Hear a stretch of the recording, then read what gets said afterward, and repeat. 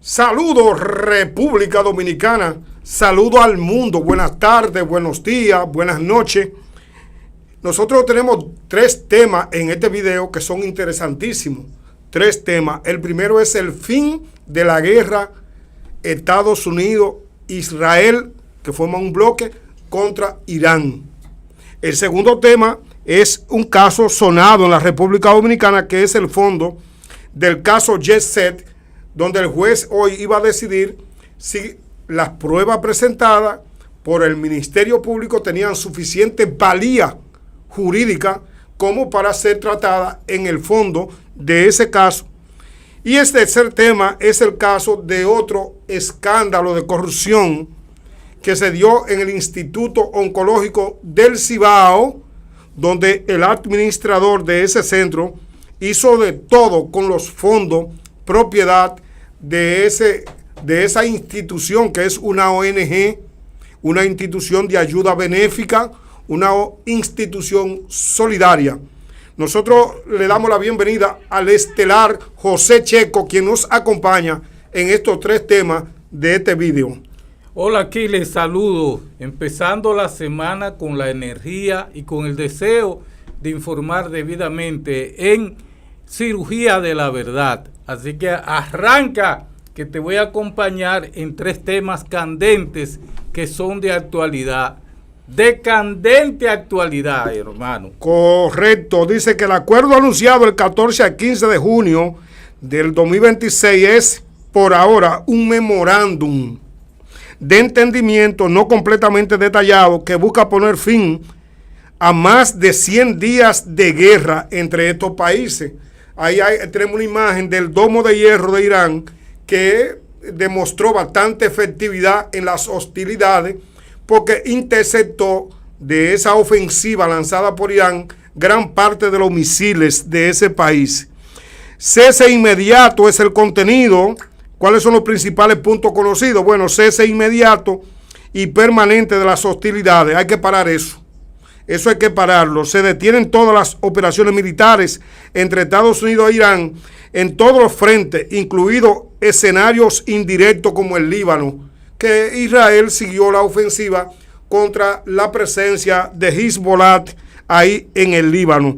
Segundo es la apertura del estrecho de Hormuz, ruta por donde pasa el 20% del petróleo mundial, y por supuesto se levanta el bloqueo naval de Estados Unidos y se reabre la navegación comercial. En esencia, el fin del bloqueo y alivio económico. Estados Unidos levanta el bloqueo matutino sobre Irán. Se contempla liberar miles de millones en activos iraníes congelados. De manera que esa es la iniciativa, el contenido de ese memorándum que pone fin a las hostilidades, pero que no está incluido Israel, que forma parte en ese escenario de conflicto de una manera determinante, José. Aquiles, amigos de Cirugía de la Verdad, esta guerra que lleva más de 100 días han puesto el mundo patas arriba. Imagínense ustedes que el 20% del crudo o de los productos terminados del petróleo que pasa por ese estrecho de Hormuz, Asia se abastece de ahí. La mayoría de esos países del mundo, y nosotros, por ejemplo, que hemos cargado pesado como un país pequeño, tercermundista, dependiente del crudo. Y que además tenemos que pagar esa factura petrolera cada 2 meses, cada 3 meses, porque no tenemos capacidad de almacenamiento. Pues bien, es la segunda vez que Estados Unidos, confabulado con Israel, lanzan misiles, declaran una guerra de manera casi atropellante, porque no avisan. Eso es brim-bram.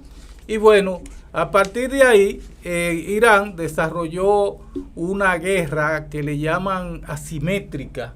Sí. La guerra asimétrica no es más que el uso de todas las facultades del suelo, todos los recursos que tienen, pero además usando sabiamente lo que es la comunicación.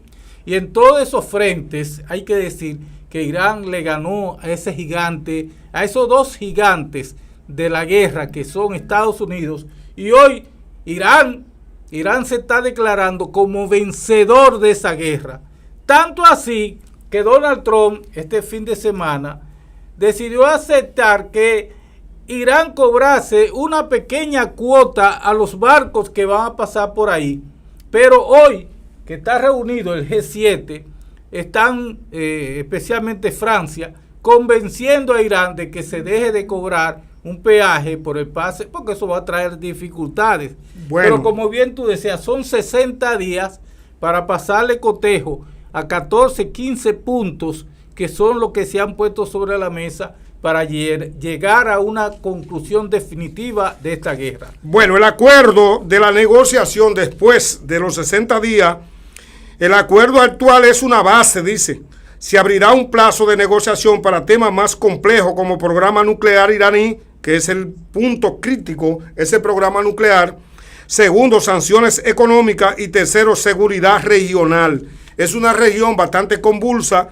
Se ha dicho siempre que quien domine ahí una bomba nuclear, quien domine el átomo en esa región, de inmediato cambiará el equilibrio en esa región, en esa zona que es el Medio Oriente. Intento de reducir conflictos regionales, Hezbollah y el Líbano. El pacto busca frenar enfrentamientos indirectos asociados a Irán. Esa es la base después de los 60 días. El papel de Israel, clave para entender el conflicto. Israel no es firmante directo de conflicto, él no ha firmado nada.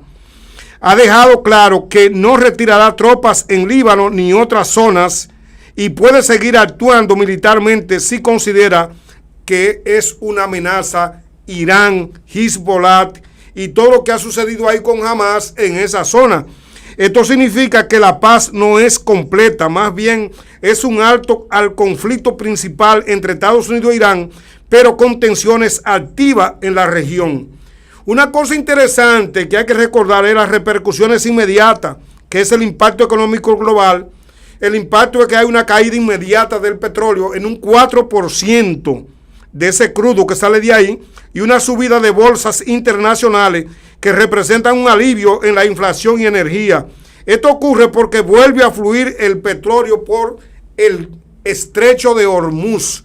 Los barcos que estaban ahí varados, todas esas naves que estaban de carga a la espera del desenlace, bueno, pues finalmente se encuentran con que este escenario ha cambiado entre los dos actores principales, porque Israel, José, siempre va a tener esa actitud que tiene en esa zona. Bueno, históricamente Israel nunca ha dejado de tener guerras. Es un país orientado hacia la guerra y tiene un plan, un mega plan de hacer crecer a Israel hacia los territorios no solamente de Hamas, que está hecho, en este caso no Hamas. Yo quiero hablar de Palestina, lo que son los palestinos, el estrecho de, ¿cómo le llama ese estrecho? El estrecho de Hormuz. No es el estrecho. Sino en la franja de Gaza. Claro, esos son 44 kilómetros cuadrados. Que está hecho harina. Y bueno, hoy se lee en la prensa las declaraciones de los líderes militares y diplomáticos de Israel diciendo que Israel no es una nación que dependa de Estados Unidos, que ellos tienen sus propios intereses y esta situación de Israel pone en peligro un verdadero plan de paz. Esos 60 días estarán a prueba, pero el hecho de que Israel se haya negado, yo te dije a ti y le dije a los amigos que ven Cirugía de la Verdad, que Trump y el señor Benjamín Netanyahu se habían peleado. Se han distanciado. Se habían peleado, no distanciado. Y peleado directamente. De tener un truño, ay, yo me voy por un lado, no. Se dijeron cosas. Y Trump llamó loco a Benjamín Netanyahu porque la situación de Israel no es la misma que Estados Unidos. Realmente Irán es un peligro. Pero también Israel es un peligro para Irán, por la tendencia guerrerista. Irán, si ustedes revisan su historial, no ha desarrollado guerra en los últimos 50 años contra nadie.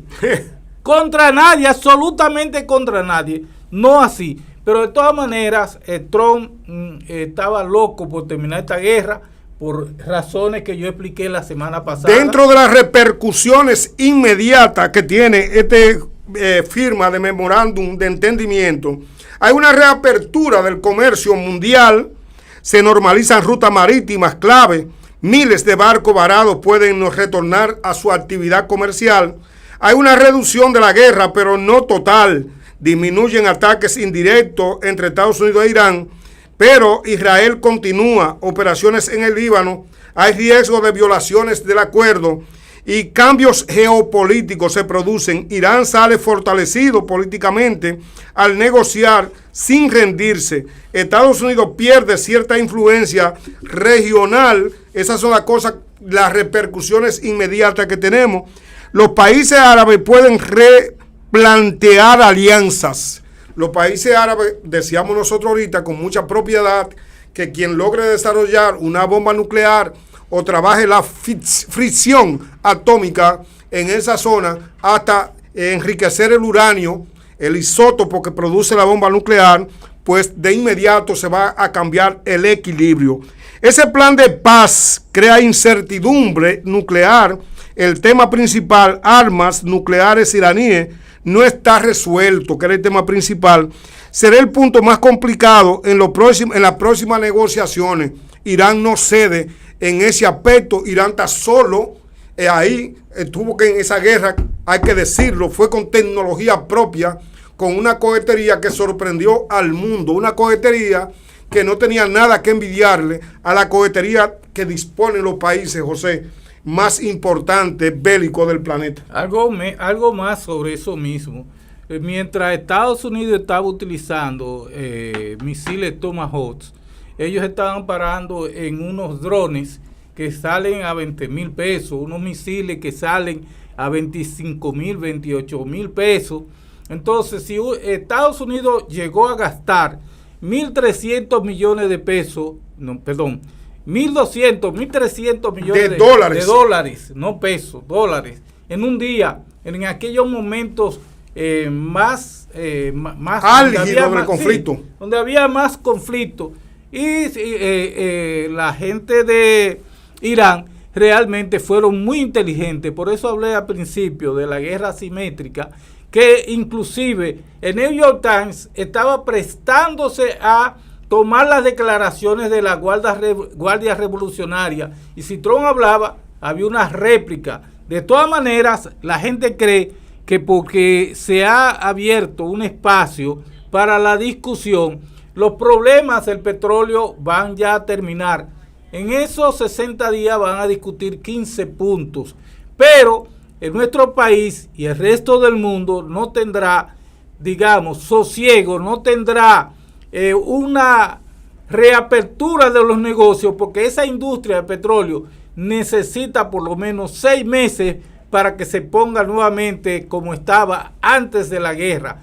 Se bombardearon muchas instalaciones petroleras, muchas situaciones, y sobre lo que tú dices, sí, Irán va a seguir adelante desarrollando el uranio. Lo tenía en un 65 y con el 85% puede hacer una bomba nuclear, y es porque se siente amenazada de Israel, que tiene 400 armamentos nucleares, y sin embargo es una nación díscola manejada por un loco guerrerista y sobre todo genocida.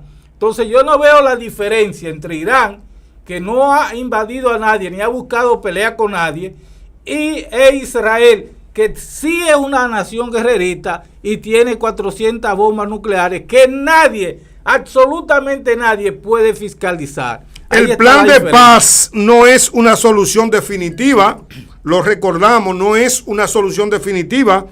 Se trata de un alto al fuego amplio, un alivio económico inmediato global, un inicio de negociaciones más profundas, pero sigue siendo frágil porque no incluye plenamente a Israel.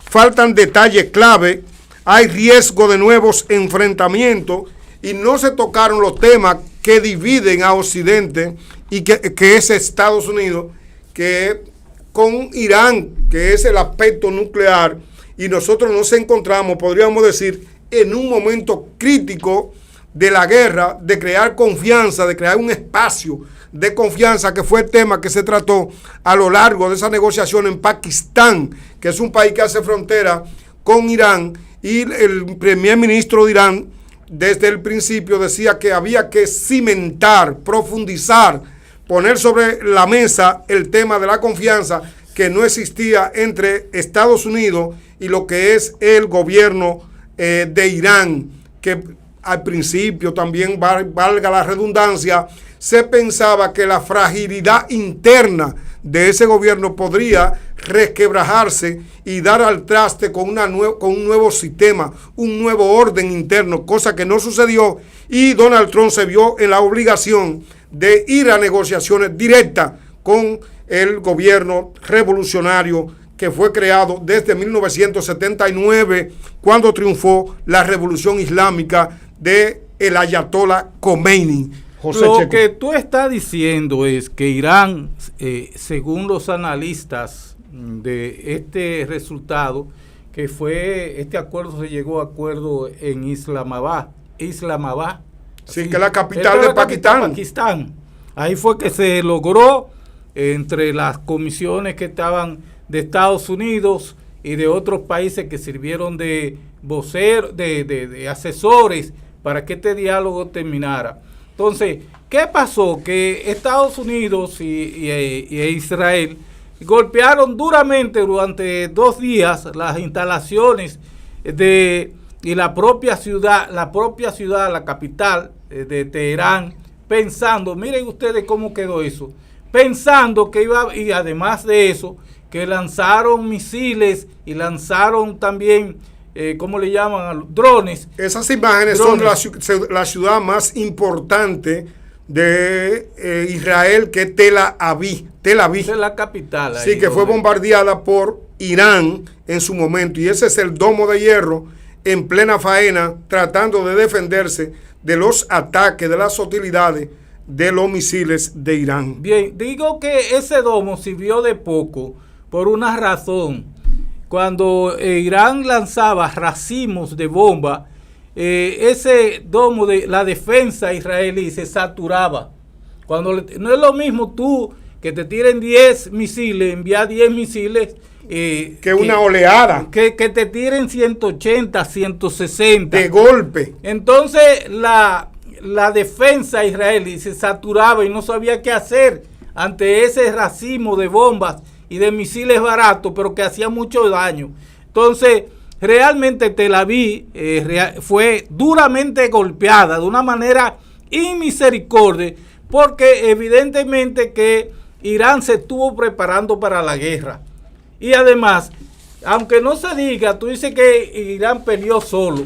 Eso no está todavía totalmente confirmado, porque Estados Unidos estuvo hablando de que tanto China como Rusia le pasaban algún tipo de armamentos, especialmente drones chinos, drones de otros países rusos, y por eso esa guerra, Irán ha salido fortalecido. Ha sido tan difícil manejar esta guerra para Estados Unidos que Donald Trump, como tú dices, que estaba pidiendo en los primeros días el retiro, no, la rendición incondicional de Irán, tuvo que discutir estos términos de tú a tú, de igualdad, y aceptar los términos de Irán. Entonces, para todos los analistas, incluyéndonos a nosotros, realmente Irán salió ganancioso en esta guerra y se ha declarado como ganador en la prensa internacional, porque realmente ha habido que darle la boca para discutir 15 puntos donde ellos exponen su posición para realmente llegar a un acuerdo, a un armisticio realmente consensuado entre todas las naciones. La segunda parte de este video tema es en qué consiste el caso Jet y por qué el juez decide hoy 15 del mes 6, si él lo envía a conocer, a juicio de fondo para su conocimiento. Se ha discutido desde el principio de esa funesta tragedia. Una tragedia que golpeó las fibras de la República Dominicana y trascendió la frontera. Ese fue un hecho que ocurrió el 8 de abril del año 2025 y esa discoteca Jet Set Club se derrumbó por completo. El techo del lugar colapsó mientras estaba lleno de personas, causando 236 muertos, más de 100 o 180 heridos. Es uno de los desastres más graves en la historia reciente de la República Dominicana.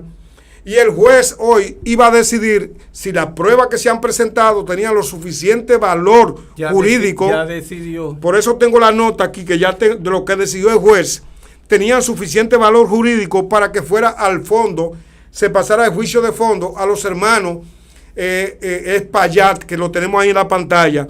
Esos hermanos Espaillat, que es Magali y Antonio, eran los propietarios y los responsables de ese centro de diversión, donde murieron figuras clave de la República Dominicana, como el artista Ruby Pérez, como el gran pelotero big-leaguer Octavio Dotel, que es una figura que trascendió en el deporte con el equipo de Kansas al principio, y otras figuras de la política nacional que estaban presentes en la fiesta que amenizaba el cantante. ¿A quienes acusan? El Ministerio Público acusa a los propietarios Antonio Espaillat y a Maribel Espaillat. Los cargos principales son homicidio involuntario por negligencia, golpes y heridas involuntarias.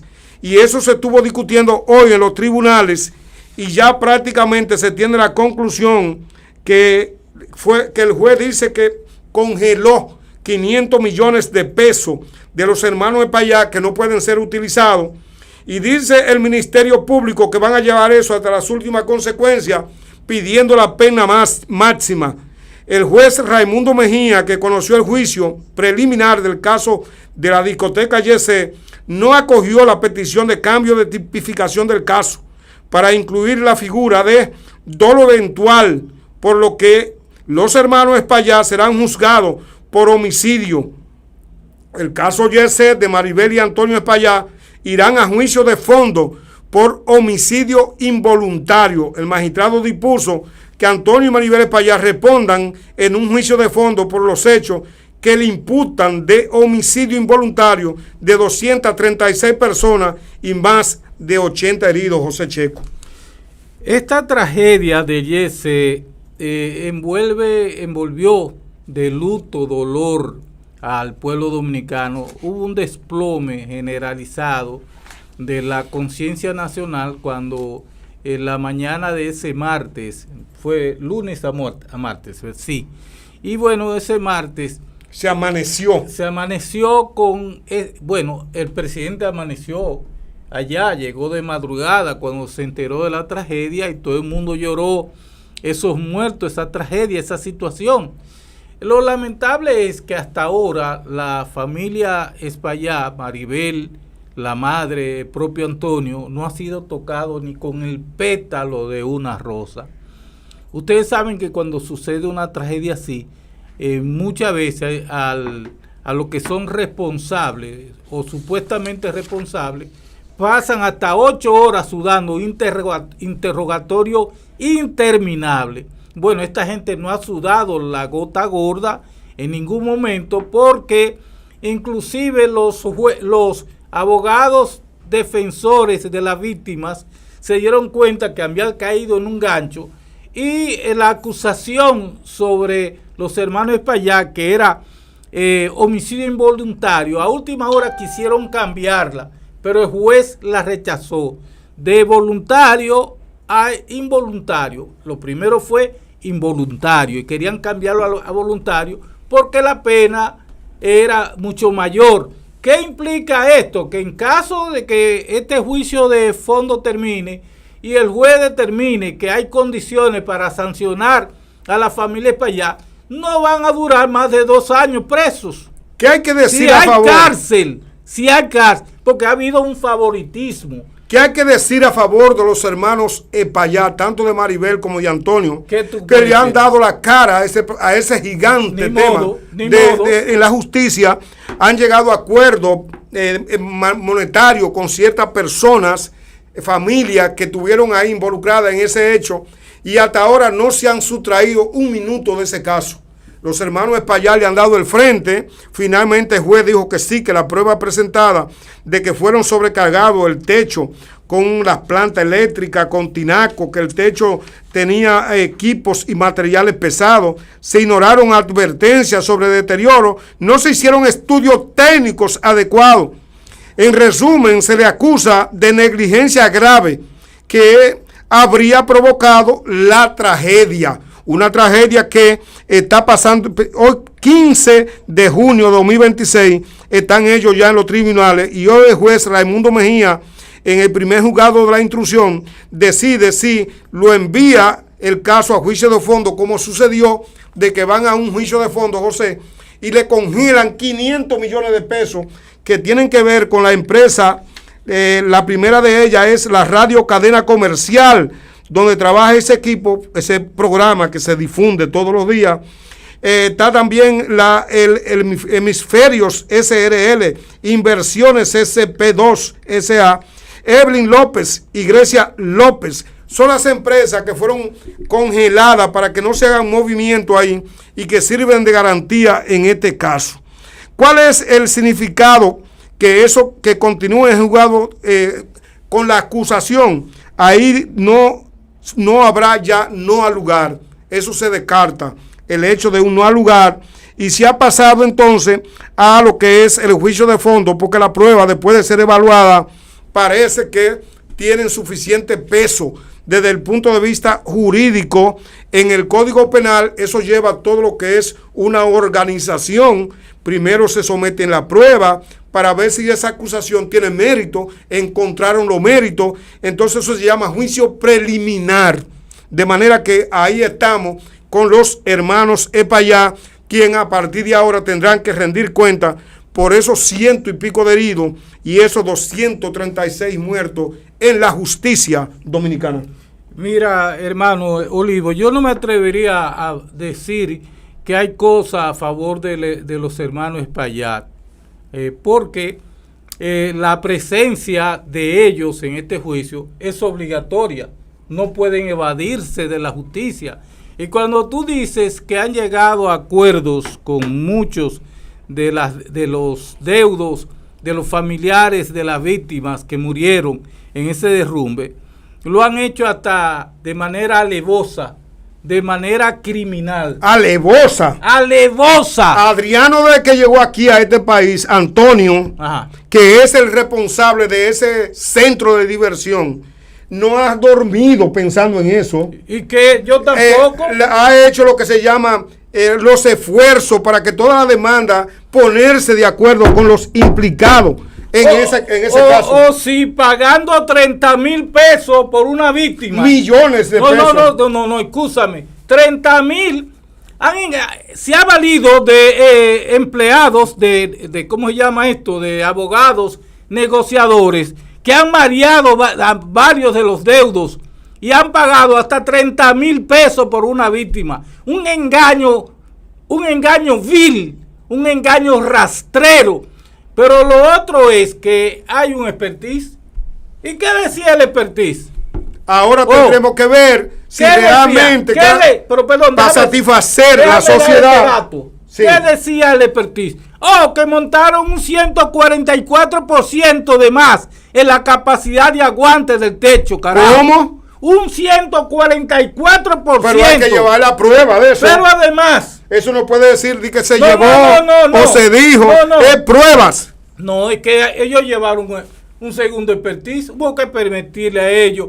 ¿Por qué? Porque ese expertise demostraba hasta la saciedad que hubo negligencia probada. Pero aquí está Gregory Adames, que dio un empleado de Antonio. Ese Gregory Adames. ¿Qué quiere? No atendió a Gregory en monetario. No, pero está bien. Es que eso no vale. Lo que dijo ese muchacho al principio tumba cualquier concepto de defensa de la familia Espaillat. Que él vio cuando estaban cayendo los bloques, que le cayó a un cliente, un bloque de yeso que lo hirió en la clavícula. Ellos subieron al techo allá. Ese día hay un gran número de los muertos. Perdón, que esto es importante, lo último. ellos subieron, ¿cómo estaba el techo de Yesé? Derrumbándose con una comba. Ya estaba con una comba para que... Con una curva. Sí, una comba. O sea, estaba cóncavo. Sí, exacto. Cayéndose. Ellos llamaron a la hermana, detenga la fiesta, que esta vaina se va a caer. Porque estaba cayendo un porvillo. Y ella dijo, el único que puede tener esta fiesta, dijo la hermana, es Antonio. Entonces, ahí se cagó todo, por decirlo de una manera, en criollo. Ahí se jodió la vaina. Así no puede proceder. Entonces, esa gente son responsables de muchas muertes importantes en este país y lo menos que merece es justicia. ¿Qué significa enviar a juicio de fondo? Es el verdadero juicio en la República Dominicana, porque a nosotros nos ven en todas partes de Sudamérica. Se presentan todas las pruebas, hay interrogatorios y debates completos. El tribunal decide culpable o condena, inocente o absolución. En pocas palabras, en esa etapa se pregunta qué responde audiencia preliminar. ¿Hay base para juzgar a los hermanos Espaillá? El juicio de fondo determina si hay culpable o no hay culpable. ¿Por qué el juez puede enviarlo? Lo envió hoy a juicio de fondo. Porque hay una investigación del Ministerio Público, presentación de pruebas y audiencia preliminar, que fue lo que se conoció hoy. Lo que el juez analiza ahora es si las pruebas son suficientes y válidas, si existe una base legal seria y si hay posibilidad real de condena. ¿Cuáles son los detalles importantes, José Checo, que nos quedan pendientes? Algo en particular es el caso, Ministerio Público quiere juicio, víctimas quieren juicio y defensa también acepta el juicio. O sea que ahí todas las partes están de acuerdo de que se esclarezca en un tribunal con un tercero imparcial lo que sucedió el 8 de abril del 2025. Los puntos polémicos de ese caso que se discuten es si el Ministerio Público dice que hay un homicidio involuntario que reclama una pena menor. La víctima quieren que sea homicidio voluntario, dolo eventual, es decir, que sabían del riesgo y lo ignoraron. Esto es lo clave porque cambia mucho la pena. O sea, Antonio Espaillá, ese que está ahí en la pantalla, y Maribel estaban conscientes de la obsolescencia en que ese edificio, José, había terminado. Y esa obsolescencia al final se impuso, se derrumbó, se desplomó, colapsó ese techo el 8 de abril en la madrugada y el país amaneció de rodillas orando por las víctimas 236 y las lágrimas llegaron a los Sama en la ciudad del Gran Santo Domingo. No solamente es que no observaron todas las alarmas y todos los detalles que los empleados y personas que actuaban allí, como Sergio Vargas, el propio Anthony Santos que dijo, y pero ven acá, ¿y qué es esto? Esto se va a caer, carajo. Eso posteriormente, ahí tenemos. No, posteriormente no. Ahí tenemos tres figuras clave, José. Ahí cayó Ruby Pérez, la voz más alta del merengue de la República Dominicana. El prospecto Octavio Dotel, que no es prospecto, ya estaba retirado. Ya estaba retirado, disfrutaba de los centavos de una vida exitosa. Y ahí está la hermana de este muchacho, que es un grande liga también, la gobernadora. Sí, la gobernadora de Dajabón. Que es Daisy Cruz. Sí. Ella es hermana, una estrella. Ella también ahí fue la que hizo la llamada clave al presidente de la República y le dijo ese día, presidente, movilícese, que aquí ha sucedido una gran tragedia en el jet set de Santo Domingo. Los hermanos allá fueron brutos, porque como a los 4 meses de la tragedia se llevó aquí un enjuiciamiento para ver las primeras, fue una ¿cómo se llama esto? No fue una vista, fue una sesión del juzgado donde se estaba conociendo el caso, y ahí se habló de ponerle, el Ministerio Público pidió 18 meses de prisión. Debieron coger ese FAO, porque ellos sabían que tenía una terrible... De prisión preventiva. 18 meses de prisión preventiva, pero cuando lo fueran a sancionar ya habían cumplido la pena. En resumen, el caso se trata de la tragedia del colapso del jet set con 236 muertos. Se acusa a sus dueños de negligencia grave. Hoy el juez decidió pasar a juicio de fondo porque las pruebas que se presentaron de negligencia parece que tienen suficiente valor. Ir a juicio de fondo, pasar al proceso donde se decide la culpabilidad o inocencia de los involucrados. Bueno, ese caso del Yesé se discute en idea clave. Hoy no se decide si son culpables o inocentes, ¿eh? Hoy no se decidió eso. Solo se decidió si se iba a ir al juicio de fondo, como fue lo que aconteció. Bueno, el Ministerio Público está complacido. Ellos presentaron también un expertise. Pero ¿qué decía el expertise de ellos? Algo que es innegable y que tenían que poner para que eso tuviera algo de credibilidad. Decía del peso del techo, pero además, yo te voy a decir algo.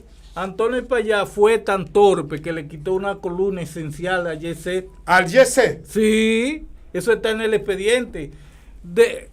Eso era un cine viejo, estaba cayendo. Y de repente él le en la avenida Independencia de Santo Domingo. Le pegó pintura, puso plafones y eso fue hizo la decoración de una nocturno. Luego fue remodelando. Pero en un momento dado le metió demasiado peso al techo y una de las columnas que soportaba la estructura se la quitó para ganar espacio, y eso fue determinante, entre otras cosas, también el peso, la vibración del lugar con el sonido y todos otros detalles, la caída de agua que caía agua ahí adentro. Cuando llovía eso se volvía una piscina. No me diga.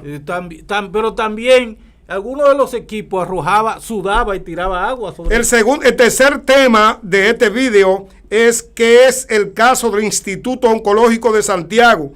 Ese es un caso muy sonado en la República Dominicana y es una experiencia que otros países, Bolivia, en La Paz, podría ser de Nicaragua, en Managua, podría ser de Venezuela, en Caracas, se dan hechos como este, que es el caso del Instituto Oncológico de Santiago. Se trata de un escándalo de corrupción en el sector salud en la República Dominicana relacionado con el Instituto Oncológico Regional del Cibao.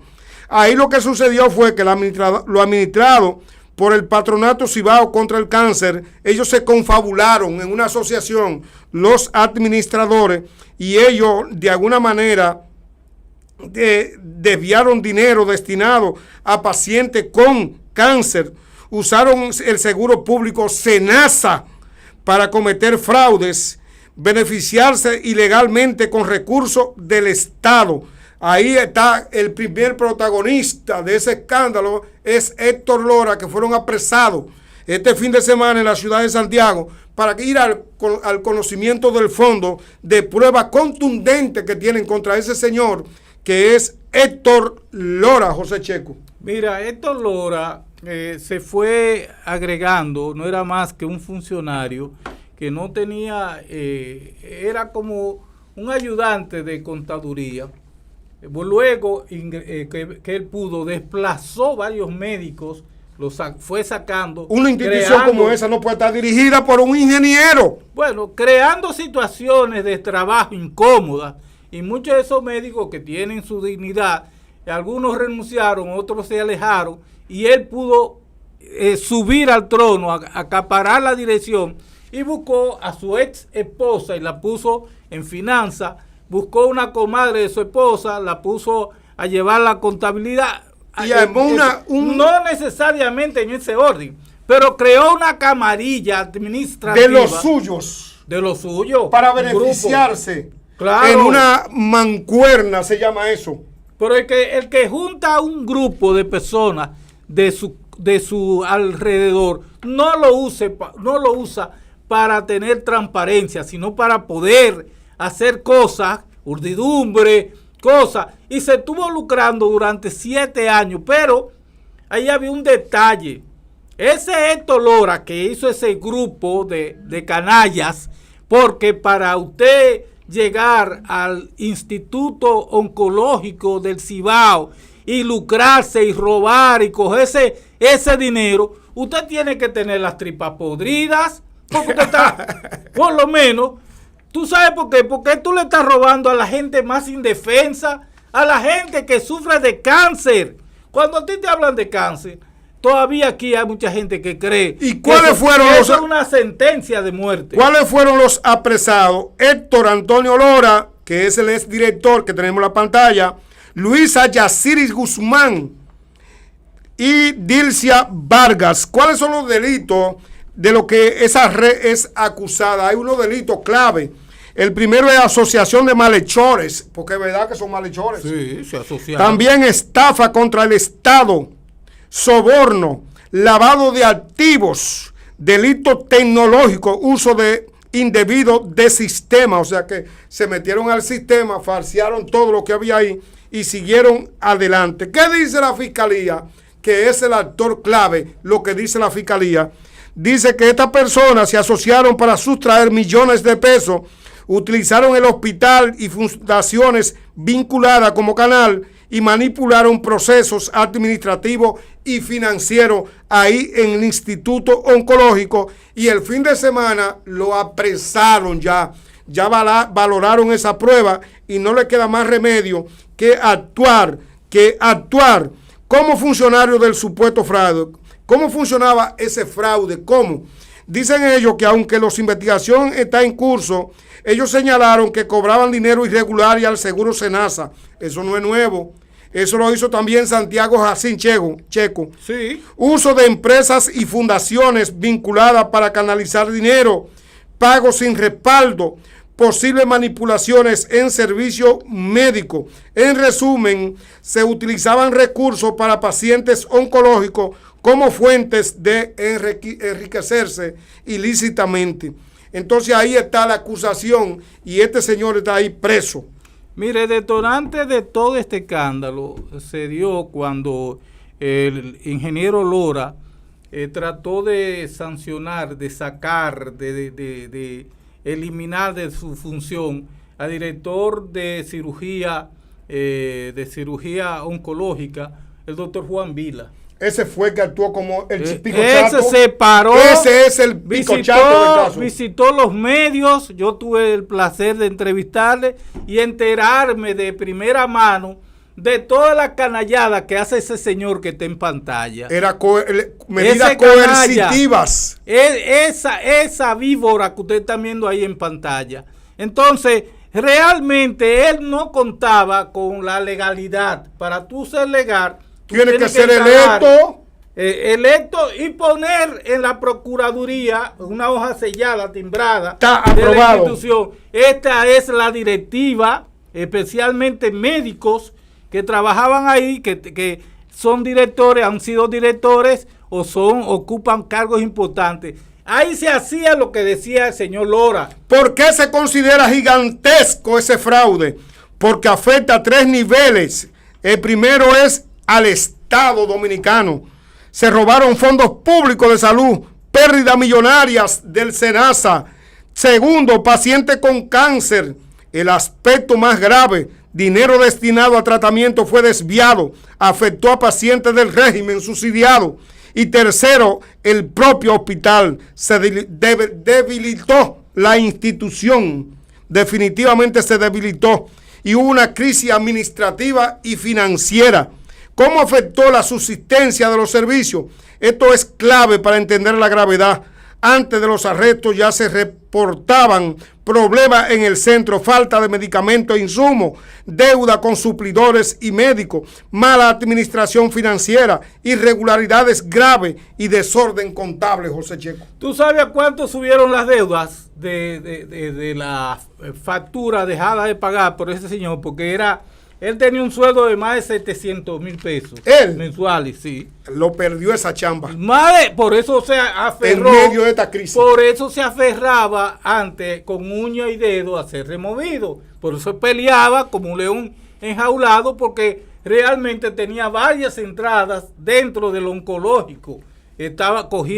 Tenía dinero que le llegaba de manera fraudulenta. Y si a ti te tocaba tu cita el viernes, te mandaban 15 días después. Y también no hay recursos. Y también, como él era el dueño del oncológico, se puso un salario abismal. Pero el oncológico, cuando esta gente salió, debía 700 millones de pesos. Eso es increíble. 700, un oncológico. Lo explotó. que antes de eso tenía superávit, que pero ganaba dinero. Esto porque no había allí una turba de ladrones fascinerosos como metió el señor Lora ahí a ese oncológico. Los servicios oncológicos empezaron a deteriorarse, retraso en tratamiento, menor disponibilidad de equipos, dificultades para atender pacientes. En algunos casos, los pacientes quedaron sin atención o con servicios limitados. Eso se dio todo eso ahí. ¿Y por qué el caso es tan grave? Porque combina corrupción estatal, uso de dinero público, afectación directa a personas vulnerables, pacientes con cáncer. Esto lo convierte en uno de los escándalos más sensibles del país. Aprendan, suramericanos. Eso puede ser en Caracas, puede ser en La Paz de Bolivia. Contexto, no es un caso aislado. La Fiscalía dice que es la tercera estructura desmantelada y que forma parte de un esquema más amplio de fraude al SENASA. SENASA fue defraudado también. Esta es la segunda parte. Se detectó una red dentro del instituto oncológico, desviaban dinero destinado a pacientes con cáncer, usaban el sistema de salud y fundaciones para el fraude. Por eso arrestaron a exdirectivo del fraude, al Estado, a los pacientes y al funcionamiento mismo. Afectó este fraude, y aquí en Santiago el fin de semana ¡pau!, lo agarraron para que vayan a la justicia y den cuenta de lo que hicieron ahí en ese momento. A veces la justicia es lenta pero segura. Yo pensé que esta gente se iba a salir con la suya. Ese Héctor Lora llegó llegó al extremo de cambiarle el nombre a un departamento para etiquetar factura con otro nombre, hacerle otro membrete. Cambió un departamento de nombre que tenía el trabajo de cambiar el nombre y facturar de manera fraudulenta para enriquecerse y que los fondos fueran a caer en su bolsillo.